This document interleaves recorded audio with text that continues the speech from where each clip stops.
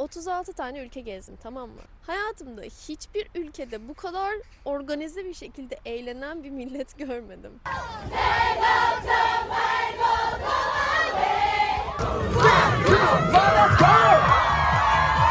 Seul'ün maskotu. Böyle bir şey nasıl ücretsiz olabilir ya? Ufak bir teknik aksaklık yaşadık.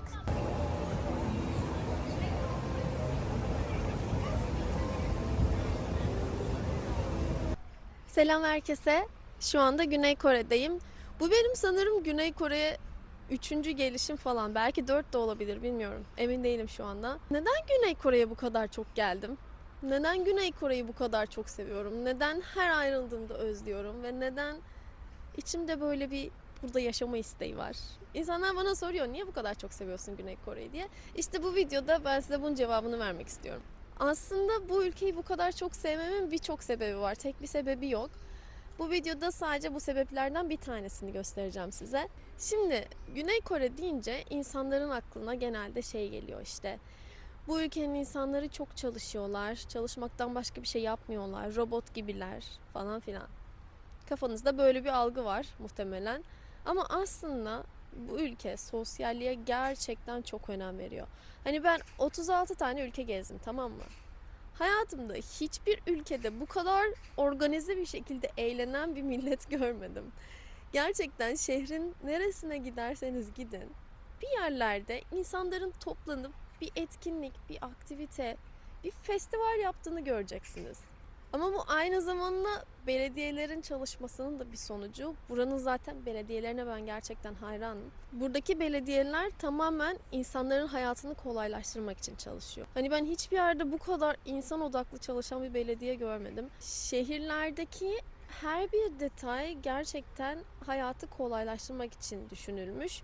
Ve ayrıca insanların sosyalliğine de çok önem veriyor belediyeler. Güney Kore'nin hangi şehrine giderseniz gidin, şehrin her bir köşesinde düzenlenmiş bir festival, bir aktivite, bir etkinlik göreceksiniz.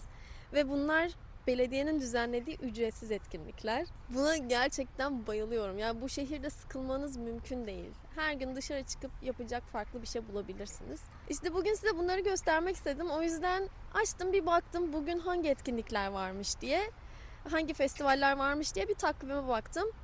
O kadar çok festival vardı ki bir gün içerisinde düzenlenen, hani şehrin farklı noktalarında, aralarından seçmek zorunda kaldım. Hani hepsine bir gün içerisinde gitmem mümkün değil. O yüzden aralarından benim ilgimi en çok çekenleri seçmek zorunda kaldım. Bugün sadece 5 tane festivale gidebileceğiz. Ve böylece siz de Güney Korelilerin nasıl sosyalleştiğini, Güney Kore'de sosyal hayatın nasıl olduğunu, boş vakitlerinde neler yaptıklarını, hafta sonlarını nasıl değerlendirdiklerini benimle birlikte görebilirsiniz. Ve belki gözünüzde Güney Koreliler robot gibi algısını birazcık olsun değiştirebilirsiniz. Şimdi bugün ilk festivalimiz Seul Ormanı'nda düzenlenen bir bahçe festivali. İsmi Bahçe Festivali'ymiş. Burada böyle yemek standları kurulmuş ve farklı temalarda bahçeler kurmuşlar sanırım. Ben de tam olarak bilmiyorum. İlk defa geldim. Beraber göreceğiz. Bakalım Kore festivalleri nasıl görünüyormuş.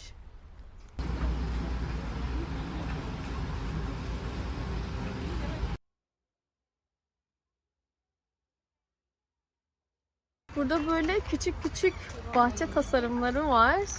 Böyle sergi gibi birazcık. Ve buradaki her bir bahçe buradaki yerel tasarımcılar tarafından tasarlanmış. Bazıları da K-pop fanları tarafından tasarlanmış. İlginç yani. Bazıları çok şirin gerçekten. Şimdi burada benim asıl görmek istediğim şey Pokemon Ormanı. Burada bir Pokemon Ormanı var. Sosyal medyada çok gördüm. O yüzden onu görmeyi gerçekten çok istiyorum. Pokemon'u gerçekten çok seviyorum. Mutlaka oraya gitmem lazım. Şimdi onu bulmaya çalışacağım.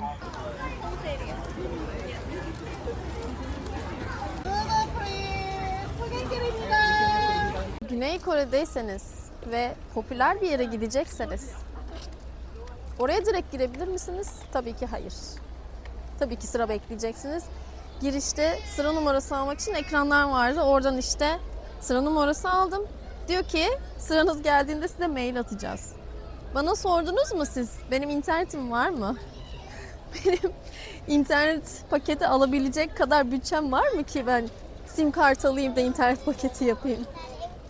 Ne yapacağım şimdi? Gidip bir yerden Wi-Fi bulmam lazım o zaman. Bana mail geldikten sonra da buraya geri döneceğim. Yapabileceğim tek şey bu şu an.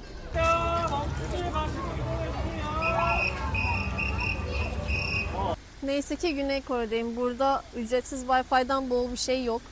Az önce buldum ücretsiz Wi-Fi. Mail gelmiş bana. Bekleme durumumu gösteriyor. Önümde kaç kişi olduğunu falan gösteriyor diye. Bir tahmin edin, önümde kaç kişi var sizce? Yaptınız mı tahmin? 756 kişi var önümde. Kaç saat sürer ki o kadar kişiyi beklemem? Benim bütün günüm yok abi. Daha 4 tane festivale gideceğim. Ama Pokemon'u da kaçırmak istemiyorum. Yani birkaç saat sürse bile artık burası büyük bir orman. Burada dolaşırım. Yemek standları var. Yemek yerim, oyalanırım. Diğer festivallere gidemeyeceksem de artık yapacak bir şey yok. Çünkü eğer aralarından seçmem gerekirse gerçekten Pokemon Ormanı'na gitmeyi çok istiyorum. O yüzden belki de bazı festivallere gitmem. Bakalım ne zaman gelecek sıra. 756 kişi nedir ya? Neyse gelin biraz ormanı gezelim. Daha bir sürü stand var burada. Bir sürü etkinlik alanı görüyorum. O yüzden beklerken gezelim, ne yapalım? Yapacak bir şey yok.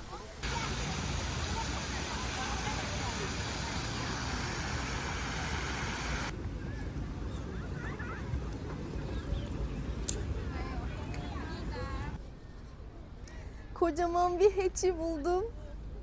Hachi'nin ne olduğunu bilmiyorsanız bu Seul'ün maskotu. Ve Seul'ü koruduğuna inanıyorlar. Ama hani bir koruyucu olmak için o kadar tatlı ki. Şuna bakar mısınız? Böyle şehrin her tarafında Hachi'nin heykellerini veya fotoğraflarını görebilirsiniz. Her yerde kullanıyorlar. Çok şirin bir şey. Bu toplu taşıma kartlarının üzerinde bile Hachi'nin resmi var yani. Her yerde.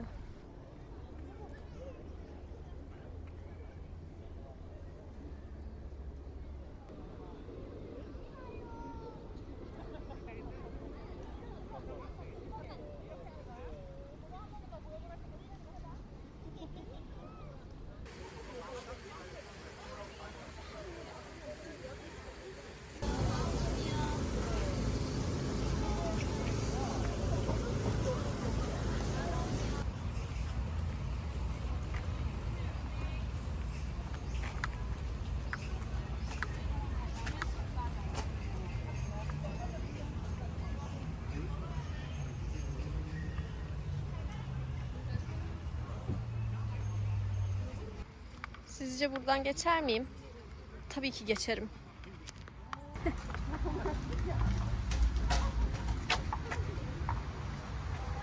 Neyse, kimse görmedi.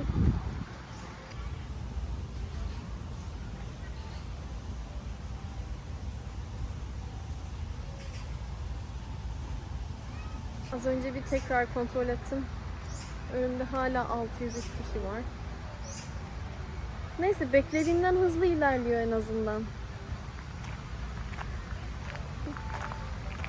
Daha ne yapacağım ben bu parkta bilmiyorum. Yapacak bir şey kalmadı. Her tarafını yürüdüm zaten. Arkadaşlar bakın. Buraya böyle yalın ayakla yürümek için bir alan yapmışlar. Upuzun bir yol.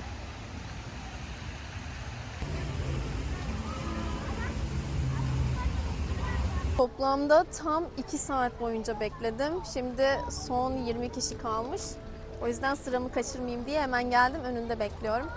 Bu arada geldim ve şey diye duyuru yapıyorlar. Bugünkü rezervasyonlar kapandı diye. Yani demek ki erken değil geç gelseymişim giremeyecekmişim hiç yani. Evet, muhtemelen bir 10 dakika falan sürer benim sıramın gelmesi. Ondan sonra artık içeri gireceğiz. Çok heyecanlıyım.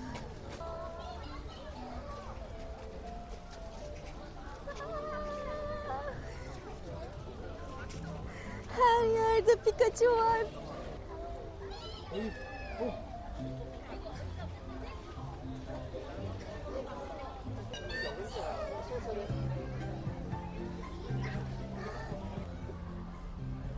Bunların arasından favoriniz hangisiydi? Ben en çok tabii ki Pikachu'yu seviyorum biliyorsunuz. Bir de Charmander'ı çok seviyordum.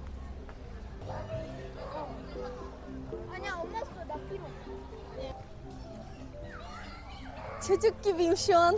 Çok mutluyum. Merhaba.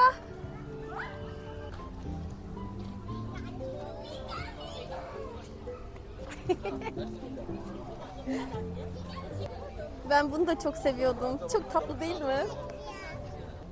Abi sinirliyken bile nasıl bu kadar tatlı olabilirsin ya? Burada böyle bir yol var. Bakalım içeride ne varmış.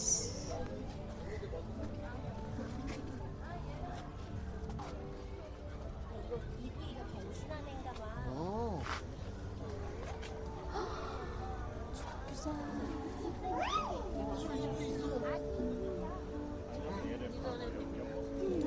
Çok tatlı.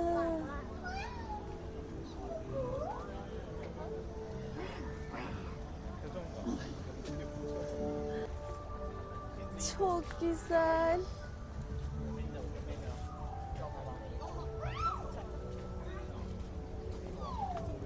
Neydi ki bunun adı? Ha, o kadar uzun zaman oldu ki Pokemon izlemeyeli. Birçoğunun adını unuttum artık. En sevdiğim karakterlerden, Pokemon'lardan biri. Bakın şimdi hemen tanıyacaksınız. Çok komik ya. Bunun sahneleri ne zaman gelse çok gülüyordum ben. Çünkü şarkı söyleyip böyle herkes uyutuyordu falan ya. Her seferinde ne olacağını biliyor olmama rağmen çok gülüyordum ben buna. Herkesin elinde Pokemon şapkaları var. Bakın böyle. Pokemon şapkası takıyorlar. Nereden almışlar onları? Ben de almak istiyorum. Bunun bile adını unuttum ya. Kimdi bu? Abi bir de Pokemon fanı olacağım ha. Utanıyorum kendimden şu an.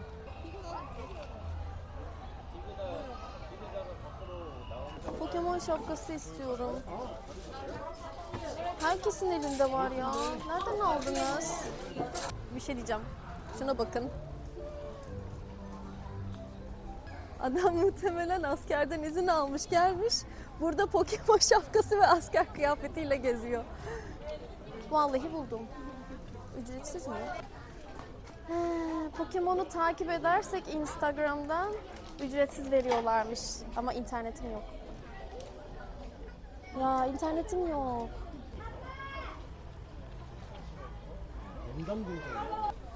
Çok üzüldüm şu an.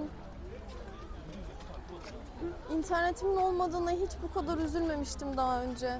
Şöyle dolaşsam, bir tur atsam, belki bir yerlerden bir ücretsiz Wi-Fi yakalarım. Çünkü Seul'ün her tarafında ücretsiz Wi-Fi'lar var.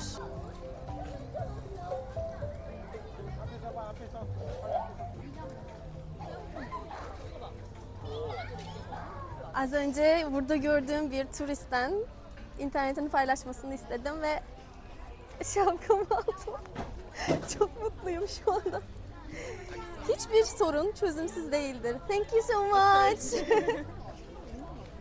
Hiçbir sorun çözümsüz değildir.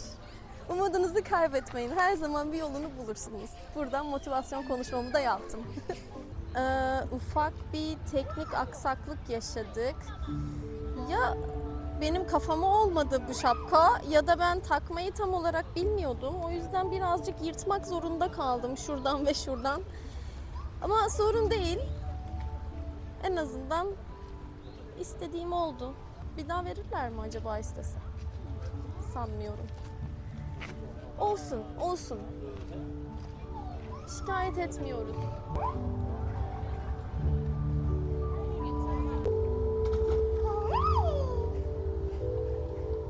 Yine çok sevdiğim bir başka Pokemon.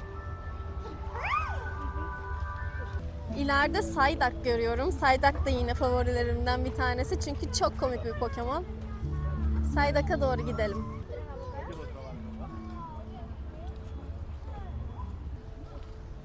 Exit'e gelmişim. Geri dön, geri dön. Çıkmıyorum. Bir dakika ya. Doyamadım daha. 90'larda çocuk olduysanız eğer, benim gibi, Beni daha iyi anlarsınız. O zamanlar Pokemon televizyonda yayınlanıyordu. Her sabah. Hangi kanaldaydı hatırlamıyorum. Star'da mıydı neydi? Neyse televizyonda yayınlanıyordu ve ben her sabah kalkıp onu izlemek için can atıyordum. Gerçekten en sevdiğim çizgi film Pokemon'du benim o zamanlar. Bir olay olmuştu hatırlarsınız belki. O olaydan dolayı Pokemon'u yayından kaldırmışlardı ya.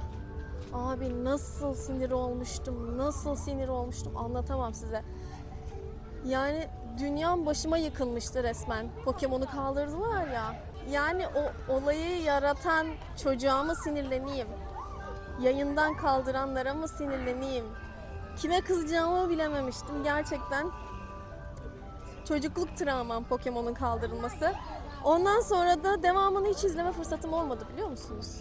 Yani internetten falan izleyebilirdim aslında ama sonra herhalde araya hayat girdi, büyüdüm falan. Hiç izlemedim devamını. Aslında şu anda açıp izleyebilirim ya. En son izlediğim bölümü çok iyi hatırlıyorum. Ondan sonra ne oldu bilmiyorum. Gerçekten çok da heyecanlı bir bölümdü yani. Devamını merak ediyordum ama hiç izlemedim. Açıp izleyeceğim. Gerçekten şu anda 33 yaşımda açıp Pokemon'un devamını izleyeceğim. Karar verdim. Evet artık veda edip buradan çıkmam lazım çünkü gitmem gereken 4 tane daha festival var ve saat şu anda akşam 5:30. Hem bekleme süresinden dolayı çok fazla zaman kaybettim hem de içeride çok fazla zaman harcadım. Akşam oldu abi, 4 tane daha yere ben nasıl gideceğim? Gerçekten zaman yönetimim hiç yok ya.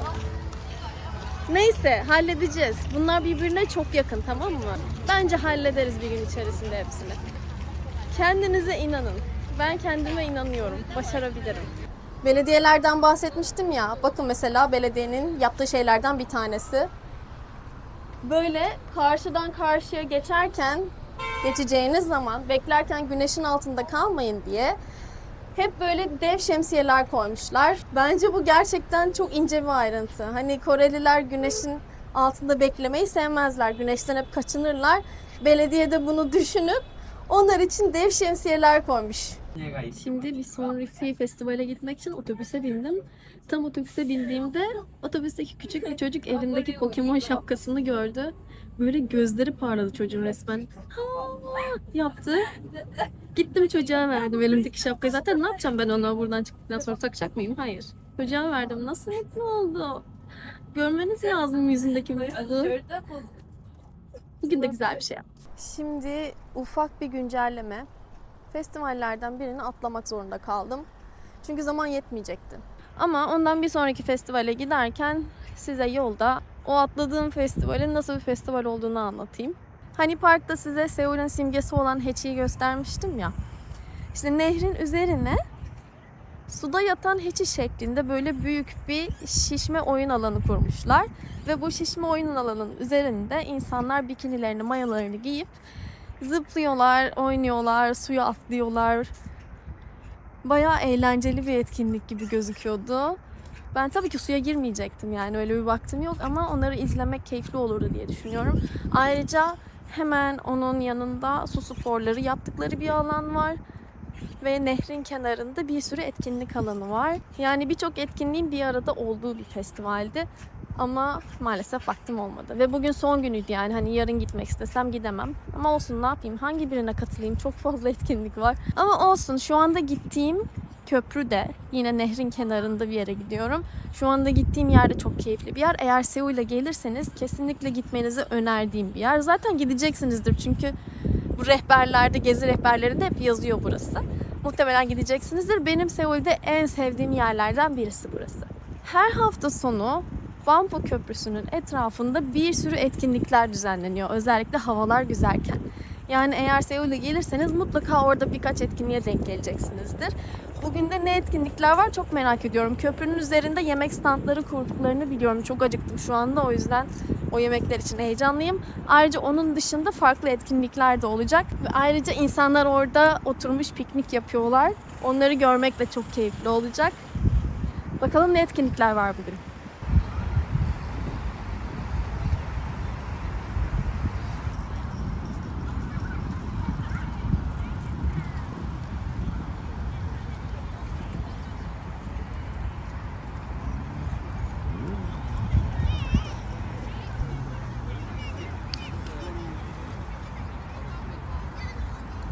Güney Koreliler piknik yapmayı çok severler. Havalar güzelleştiği anda direkt malzemelerini alıp piknik yapmaya giderler.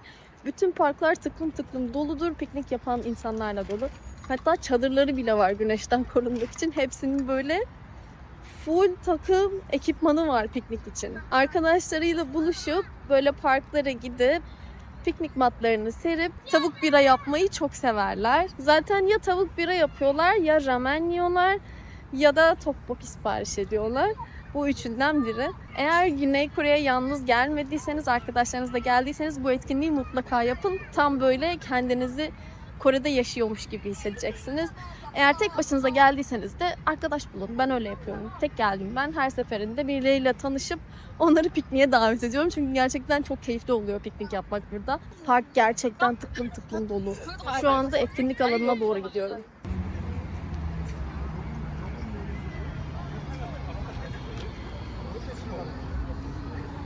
Bu gördüğünüz üstü H otobüs nehir boyunca sizi farklı noktalara götürüyor ve tamamen ücretsiz bir otobüs. Yine belediyenin sağladığı bir uygulama.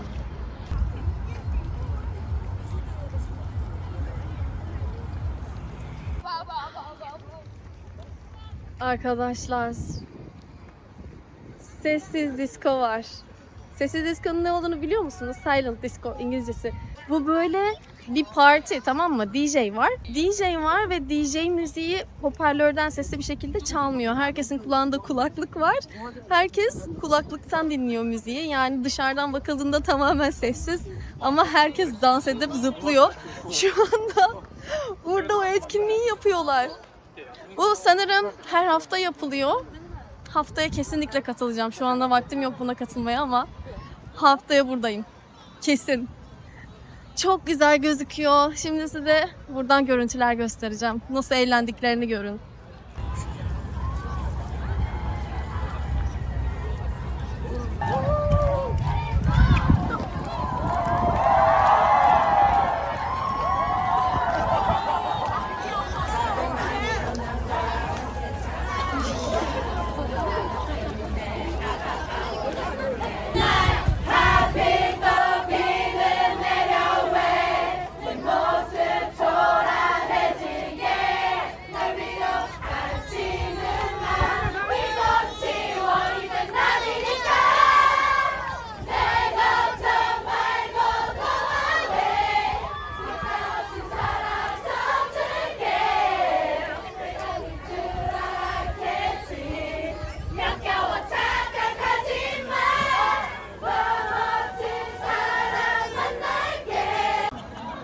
Keşke benim de bir kulaklığım olsaydı. Muhtemelen şu anda çok geç katılmak için zaten. Önceden gelip kulaklığı almanız lazım. Şu an tükenmiştir diye düşünüyorum. Yani şurada oturan insanların bir de kulaklığı var. Sadece oradaki insanlar değil, öyle düşünün. Oturarak dinliyor buradakiler. Onlar da dans ediyor.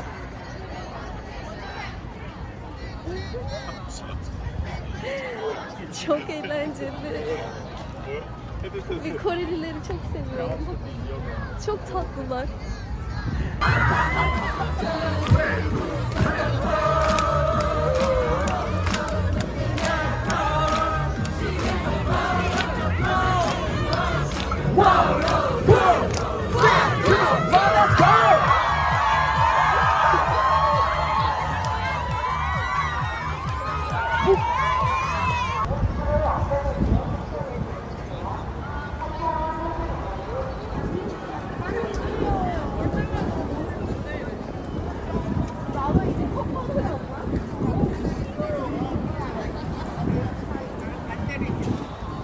Şimdi size biraz ilginç bir bilgi vereyim. Şu anda üstünde bulunduğum köprü aslında 2 katlı bir köprü. Hemen üstünde başka bir köprü daha var. Bu köprünün ismi nerede? Şurada bir yerde yazıyordu. Jamsukyo. Evet. Jamsukyo Köprüsü. Bu köprü şöyle tasarlanmış. Yağmur yağdığı zaman, yağmur dönemi olduğu zaman sular yükseliyor nehirde ve bu köprü suyun altında kalacak şekilde tasarlanmış. Bakın. Şu an su seviyesi böyle ve yağmurda sular yükseldiğinde bu köprü suyun altında kalacak şekilde tasarlanmış. Neden bilmiyorum ama yedek olarak üstte başka bir köprü daha var. Her neyse, Normalde şu anda üstünde yürüdüğüm köprüde vızır vızır arabalar geçiyor. Ama belediye her pazar günü bu yolu, bu köprüyü trafiğe kapatıyor ve tamamen insanlara açıyor. Yani şu anda sadece yolun ortasında yürüyoruz. Araba yok. Tamamen trafiğe kapalı. Her pazar bu yol trafiğe kapalı. Ve her pazar burada bir etkinlikler, bir şeyler düzenleniyor. Sırf insanlar keyifli vakit geçirsin diye bu köprü her pazar kapatılıyor. Ha bu arada Güney Kore'de geri dönüşüm olayı çok ciddi bir olaydır. Çöplerinizi kesinlikle geri dönüşüme atmak zorundasınız. Hatta atmadığınız zaman yanlış atarsanız size ceza bile yazılır. Bu kadar ciddiye alıyorlar. Ve ne zaman bir festival olsa çöp kutuların önüne görevliler koyuyorlar. Bakın arkama.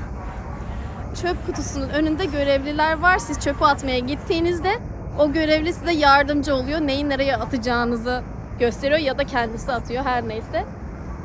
Yanlış çöp yanlış kutuya gitmesin diye. Bu kadar da ciddiye alıyorlar geri dönüşümü.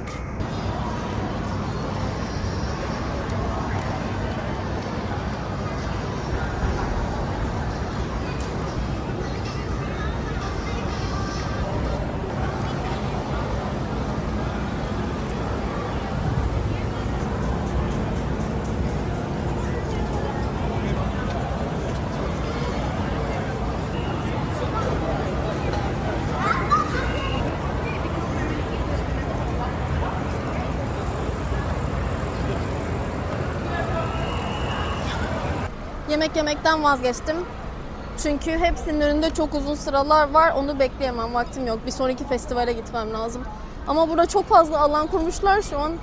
Hepsine bakmadan dönmek istemiyorum. Birçok alan kurmuşlar. Şimdi onları da göstereyim hızlıca. Ondan sonra artık bir sonraki alana geçelim. Çok fazla vakit kaybetmeden.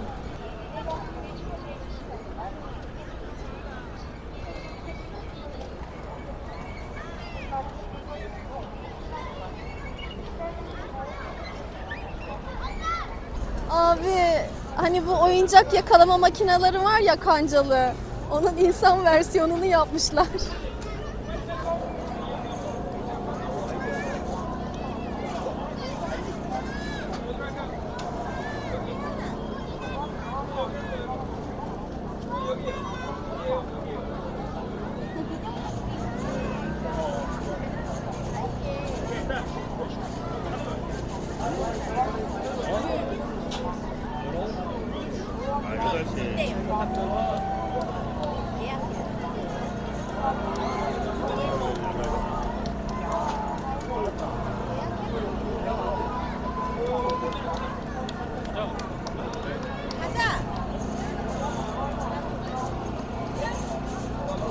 Şimdi sormak istiyorum ne kadarmış bunun ücreti, denemek istiyorum.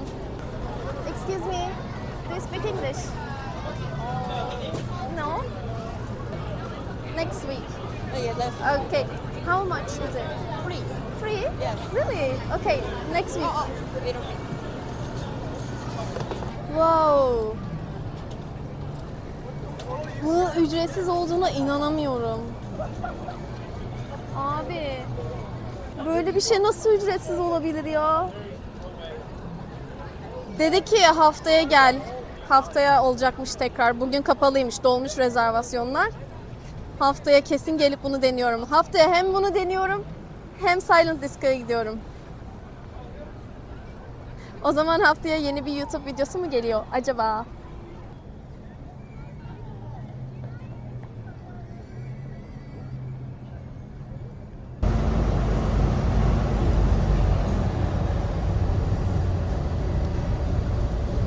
Şimdi 4. ve 5. etkinliğimizin alanına geldik. 4. ve 5. diyorum çünkü aslında bu ikisi birbiriyle yan yana. Yani başardım. Sadece 2. yeri atlamak zorunda kalmıştım. Şu an akşam oldu ve ben son yerime gelmiş oldum. Yetti günümüz. Neyse şimdi burada size çok ilginç bir şey göstereceğim. Bakın arkamda dünyanın en büyük teknoloji şirketlerinin gökdelenleri var. Görüyor musunuz? Yüksek yüksek binalar, gayet modern. Hemen önümde ise yüzlerce yıllık bir sarayın kapısı var. Yani ikisinin arasında büyük bir tezatlık var. Birisi yüzlerce yıllık, birisi Gayet modern, yüksek gökdelenler. Ve belediye ne yapmış biliyor musunuz? Bu ikisinin tam ortasına, meydanın göbeğine bir açık hava kütüphanesi kurmuş. İnsanlar burada armut koltuklara oturmuş kitaplarını okuyorlar sessiz bir şekilde. Ama burada asıl ilginç olan olay bu değil. Asıl ilginç olan burada herhangi bir çalışan yok. Herhangi bir güvenlik yok. Yüzlerce kitap burada açıkta duruyor. İnsanlar gidiyor, o kitaplar arasından seçimini yapıyor. Koltuklara oturup kitabını okuyup sonra tıpış tıpış yerine bırakıyor. Yani devlet gerçekten insanlarına güveniyor bu konuda. Almak isterseniz çok kolay bir şekilde alır çıkarsınız. Etrafında hani duvar bile yok, gayet açık. Al kitabı git. Kimse de görmez, bir şey demez. Ama insanlar öyle yapmıyorlar çünkü burası Güney Kore. Gerçekten çok keyifli ve çok huzurlu bir ortamı var. Size buradan birkaç görüntü göstereyim.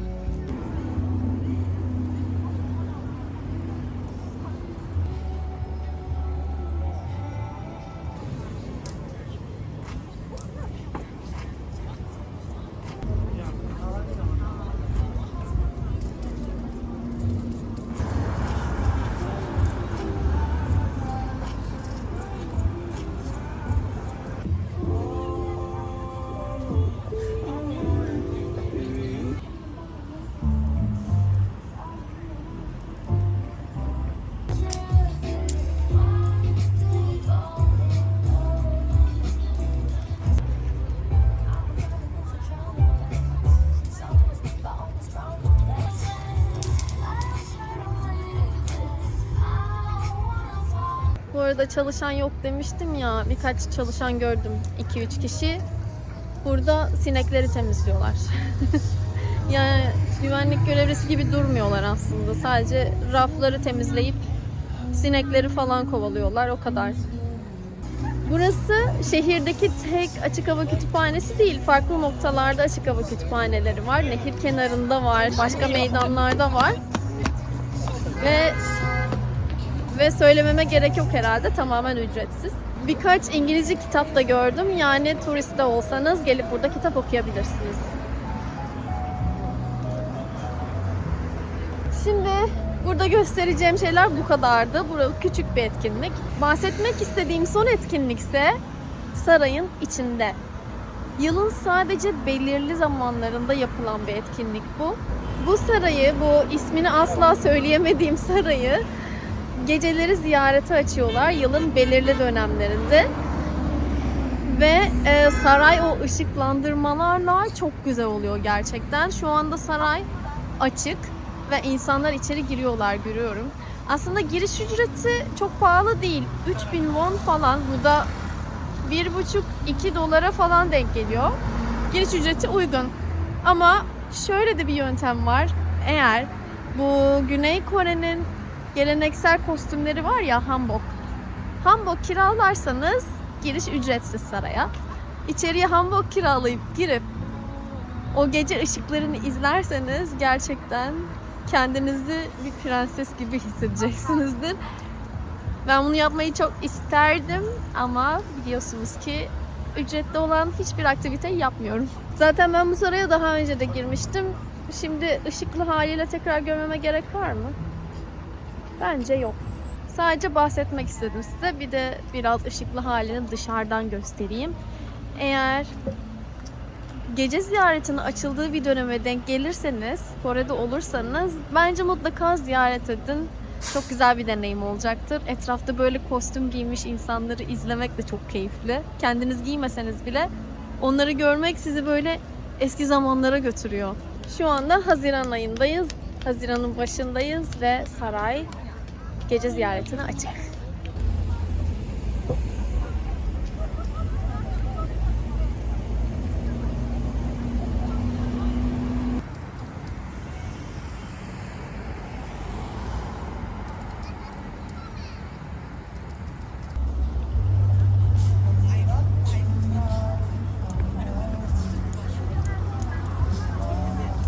Dedim ki hazır kapanmadan gidip size bonus olarak diğer açık hava kütüphanesini de göstereyim. Ama oraya doğru yürürken yolda şuna denk geldim. Burada bir sahne var ve standlar var etrafında. Kim bilir burada ne festivali vardı. Gerçekten adım başı festival var ya. Ve bakın burada da bir keçi var. Keçi zaten her yerde. Şimdi diğer açık hava kütüphanesine gelmek üzereyiz. Burası nehir kenarında, aslında bu daha güzel, daha keyifli. Buraya gelmek istiyordum da bu daha uzak diye ötekine gitmiştim. Ayrıca sarayı da göstermek istemiştim size. O yüzden o tarafa gittim ama şimdi hazır vaktimiz varken burayı neden göstermeyeyim, değil mi?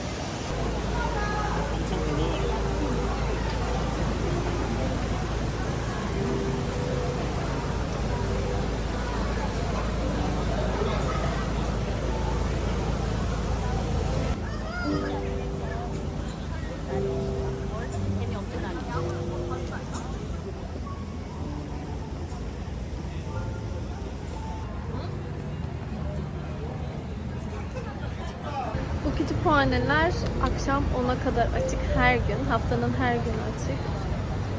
Ve gerçekten ortam çok güzel. Şu an oturup kitap okuyasım geldi. İşte Güney Kore'de hayat böyle. Bu yüzden burada yaşamak istiyorum. Her zaman yapacak bir şey bulabilirsiniz burada. Ve sıkılmak mümkün değil.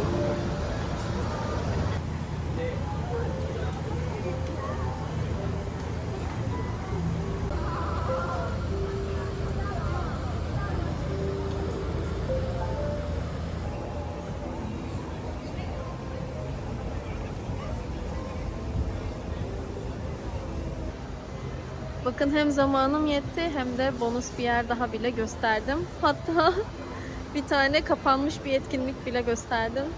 Artık buradan anlayabilirsiniz yani şehrin her yerinde ne kadar çok etkinlik ve festival düzenlendiğini. Belki bu videodan sonra kafanızdaki algılar biraz olsun değişmiştir. Belki Güney Kore'ye bakış açınız biraz olsun değişmiştir. Eğer öyle olduysa gerçekten çok mutlu olurum. Çünkü bunu size göstermek için gerçekten sabahtan beri oradan oraya koşturuyorum. Ve şimdi eve dönüp saatlerce bunun editini yapacağım bir de. Bu kadar emek vermemin üzerine artık videoya birazcık destek olursunuz diye düşünüyorum. Şu videoların biraz öne çıksın artık ya. Sizin destekleriniz sayesinde olacak bu. O yüzden yorum yazmayı, beğenmeyi, like mı veriyorsunuz artık ne yapıyorsanız birkaç saniyenizi ayırıp bana destek verirseniz gerçekten çok mutlu olurum. Bu benim Güney Kore'den ilk videom. Bu seferki gelişimdeki ilk videom ve burada 2 ay kalacağım. Yani bol bol vaktim var. Buradan eğer istediğiniz herhangi bir içerik varsa, görmek istediğiniz, merak ettiğiniz herhangi bir şey varsa yorumlarda yazın. Belki bir sonraki hafta onunla alakalı bir video çekerim. Size bu sefer Güney Kore ile alakalı birçok şey göstermek istiyorum. Hani daha derinlerine inmek istiyorum. Sadece turistik yerleri değil, buradaki yerli hayatı göstermek istiyorum. Buranın kültürünü daha çok tanıtmak istiyorum. 2 aylık süren bunu yapmaya yeter mi bilmiyorum ama yettiği kadar size gerçekten bir sürü şey göstermek istiyorum. Amacım şu anda bu. O yüzden lütfen yorumlarda yazın ne görmek istersiniz, neyi merak ediyorsunuz veya ne yapmamı istersiniz. Ben bu işleri gerçekten hiç bilmiyorum. Hani 5 senedir seyahat ediyorum ve herkes bana YouTube'a başla diye baskı yapıyordu. Sırf o yüzden başladım ama hiçbir şey bilmiyorum. Hiçbir şey bilmeden başladım ve öğreniyorum. Sizin yorumlarınızı dikkate alıyorum. Bana verdiğiniz önerileri dikkate alıyorum. Araştırıyorum. Diğer YouTuber'lar ne yapıyor onları izliyorum. Bence her hafta yeni videom bir öncekinden bir tık daha iyi oluyor gibi. Umarım siz de bunu fark ediyorsunuzdur. Beni desteklediğiniz için gerçekten çok teşekkür ederim. Size dünyanın her bir köşesini göstermek istiyorum. Kendim dünyanın her bir köşesini gezmek istiyorum zaten ama gezerken bir yandan bunu size de gösterebilirim. Çünkü ben tek başıma geziyorum ve gezerken gördüğüm şeyleri paylaşacak hiç kimsem yok. Yani güzel bir şey gördüğünüz zaman onu yanınızdakiyle paylaşmak istersiniz değil mi? Birbirinize bakıp bir gülümsemek, gördüğünüz yerle alakalı bir yorum yapmak, konuşmak istersiniz. Ben öyle bir şey yok, yalnızım. Bakıyorum, kendi içimden çok güzel deyip geçiyorum.